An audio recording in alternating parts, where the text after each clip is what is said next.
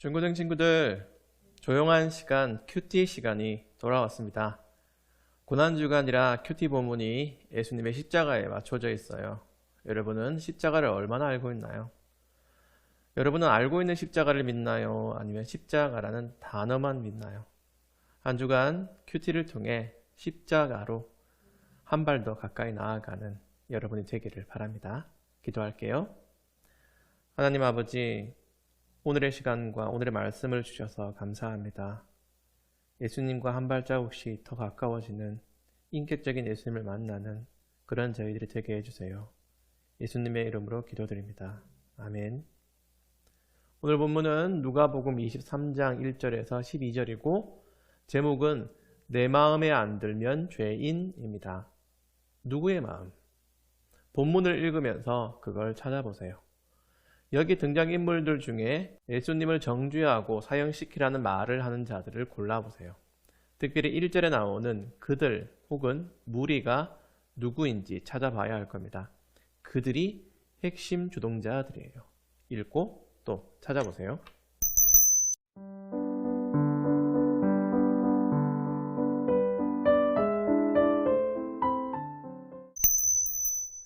내용이 쉽게 이해되지요?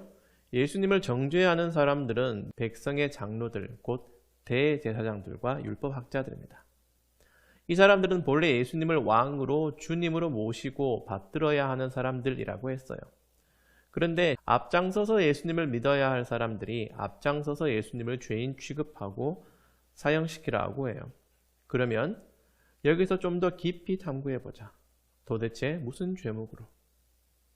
좀 더 깊은 묵상을 위해서 어제 본문과 함께 보세요.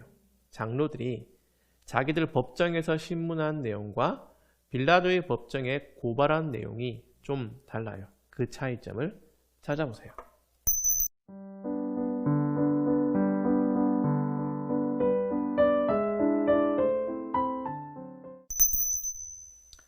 네가 그리스도냐? 네가 하나님의 아들이냐?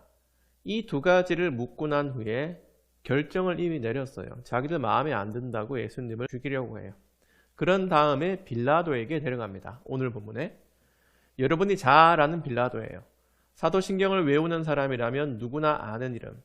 앞에 큐티에서 이스라엘은 지금 로마의 식민지 상태라고 했어요. 빌라도는 그 로마에서 이스라엘을 다스리도록 파견한 총독입니다.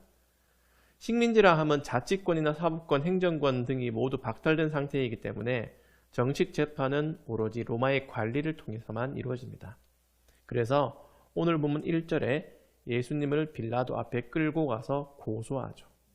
여기서 말을 바꾸는 겁니다. 장로들이 하는 말이요. 첫째, 이 사람은 백성들을 미혹시켰습니다. 둘째, 이 사람은 가이사에게 세금을 바치지 못하게 했습니다. 셋째, 자기가 왕이라고 주장했습니다. 자, 이렇게 거짓말을 해요. 백성의 장로들은 여호와 하나님이 보내신 그리스도를 기다리던 자들이고 예수님이야말로 그리스도가 맞아요. 그런데 장로들은 예수님을 인정하지 않아요. 여기까지는 말하자면 종교적인 이유입니다. 그런데 빌라도의 법정에 가서는 정치적인 내용으로 고소를 하죠. 교묘하게 말을 바꿔서 예수님이 직접 하신 말씀을 마치 로마의 반란이라도 일으키려고 하는 것처럼 하면서 고소하는 거예요. 빌라도가 알거든요. 딱 들어도 이건 아니다 싶어서 그래서 처음에 4절에는 무죄 선언을 해요. 그런데 사람들이 계속 핏대를 올려요. 이 사람은 갈릴리에서부터 밀란을 주도했습니다. 이런 내용으로 목소리를 높였죠. 이게 오늘 제목의 내 마음입니다. 자기들 마음. 예수님을 인정하지 않는 자들의 마음, 죄인들의 마음.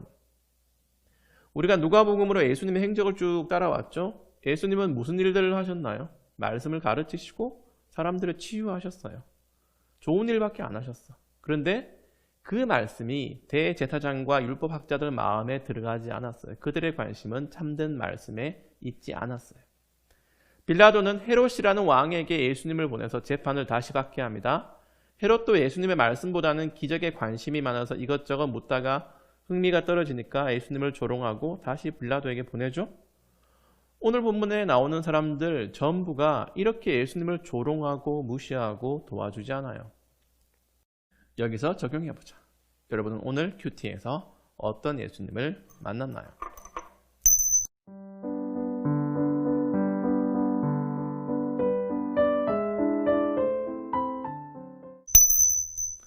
먼저 예수님은 죄가 없는 분이에요. 둘째로 죄가 없으신데도 우리를 위해서 멸시와 고난을 당하신 분이죠.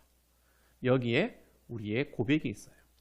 사도신경에 본디오 빌라도에게 고난을 받으시고가 있잖아요. 여러분은 그동안 어떤 마음으로 이 내용을 고백했나요? 본디오 빌라도에게, 정확하게는 본디오 빌라도가 다스리는 곳에서, 다스리는 상황에서 고난을 받으셨다는 게 왜 짧은 사도신경에 들어갈 정도로 중요할까요? 이거 한번 여러분 생각해 봤나요? 십자가로 한 발자국 또 한 발자국 나아가시는 예수님의 여정에 이 재판도 그만큼 중요한 일이기 때문이에요. 왜 하나님은 굳이 예수님을 세상 법정에 세우셨을까? 예수님이 어떤 분이라고? 인간이 되셨으나 죄가 없으신 분이에요. 본래 하나님이시죠. 하지만 인간 법정에서 굳이 재판을 받으세요. 이건 역사이면서 동시에 상징입니다. 우리의 모습이죠. 정죄받을 대상은 예수님이 아니라 우리들, 예수님이 아니라 백성의 장로들, 죄 없으신 분이 아니라 모든 인류입니다. 그걸 역설적으로 선포하시려고 인간들의 법정에서 말도 안 되는 재판을 받으시고 모욕을 당하시고 죄인이라고 정죄당하신 겁니다.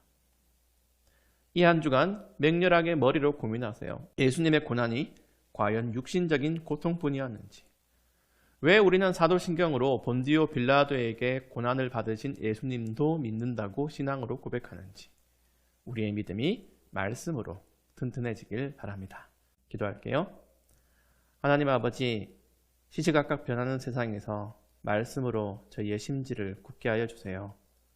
날마다 예수님을 더 깊이 알아가는 그런 저희들이 되게 해주세요. 저희에게 더 좋은 믿음을 허락해 주세요. 예수님의 이름으로 기도드립니다. 아멘.